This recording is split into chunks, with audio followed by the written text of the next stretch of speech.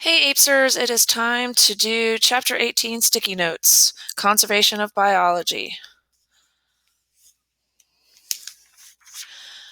All right, so this chapter starts off with looking at the fact that we're in the midst of a sixth mass extinction, which follows right up from Chapter 5, which talks about that exact same thing. And so I just wanted to call attention to what, College Board talks about as the factors that lead to extinction. So species that are extensively hunted, have limited diets, are outcompeted by invasive species, and have specific or limited habitat requirements are more likely to become extinct. So then this chapter starts and it looks at global declines in genetic diversity and species diversity, and basically we're seeing just overall declines in biodiversity um, across the board. Looking specifically at domestication of species is, taking species and making them, tame, and then using them for economic returns and gains. Honeybees, livestock, crops are a good example. Domestication actually has a negative impact on the biodiversity of that organism because they are controlled so much for the economic reasons that there's only a certain type of them, and so the biodiversity has really declined in those types of species. Okay, then the chapter talks about species diversity, declines in species diversity. And we know that species in an ecosystem compete with other species for resources, territory, food, mates, habitat. And this competition between species may lead to endangerment or extinction. If a species is not able to, fight for what is theirs and be able to keep it, then they may not survive. So they may become endangered or become extinct. Species that are able to adapt to changes in their environment or are able to move to a new environment are less likely to face extinction. And this goes right along with, again, Chapter 5, where we talk about that if a species can adapt or move, then they're more likely to survive and reproduce and not become extinct. So it's just talking about, examples, and you don't need to know like this figure or like any specific numbers. Okay, then it's going to switch over to talking about factors leading to a decrease in biodiversity. And the acronym you need to know is HIPCO. HIPCO stands for Habitat Destruction, Invasive Species, Population Growth, Pollution, Climate Change, and Overexploitation.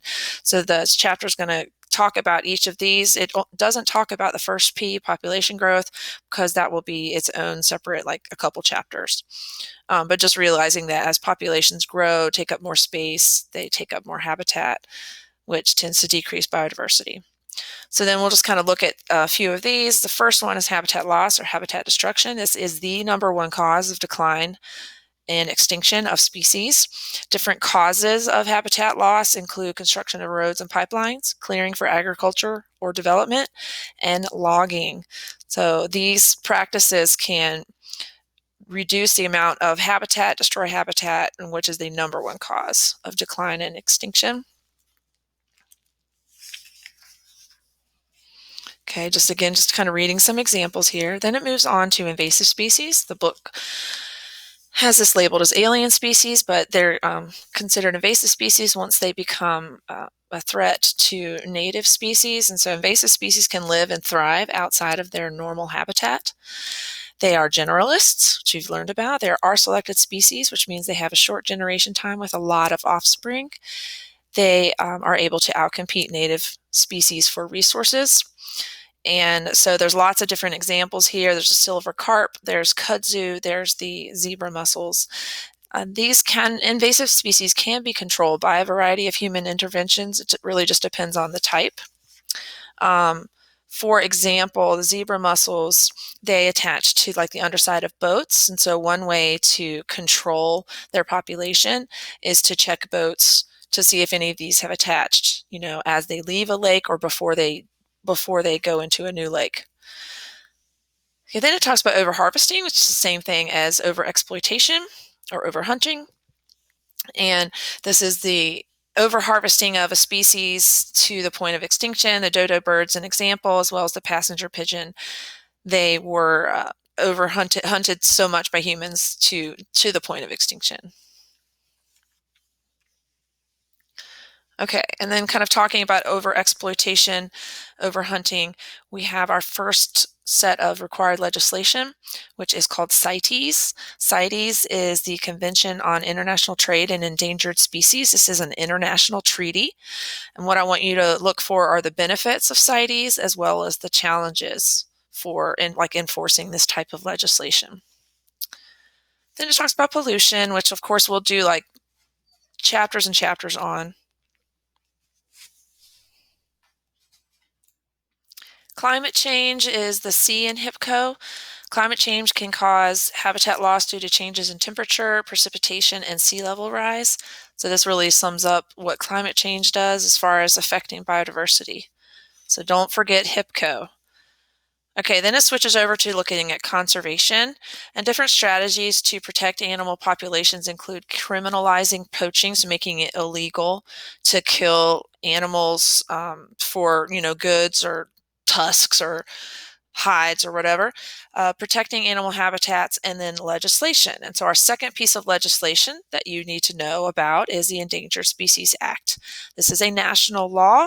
It does the single species approach where it looks at just like a species at a time. So please look for benefits of the Endangered Species Act as well as the challenges for monitoring this legislation. You don't need to know this Convention on Biological Diversity. Okay, so ways to mitigate the impact of loss of biodiversity would be creating protected areas, use of habitat corridors. So this would be like if you disturb a habitat and you separate two, two parts of the population, maybe by a road going in between, that you create a corridor, a tunnel, a bridge, natural bridge that allows them to cross over without getting run over. Also promoting sustainable land use practices and restoring lost habitats for any of those habitats that we might have destroyed completely. So this goes into a specific type of protected area called a biosphere reserve. And what I want you to answer is, how do biosphere reserves help preserve biodiversity?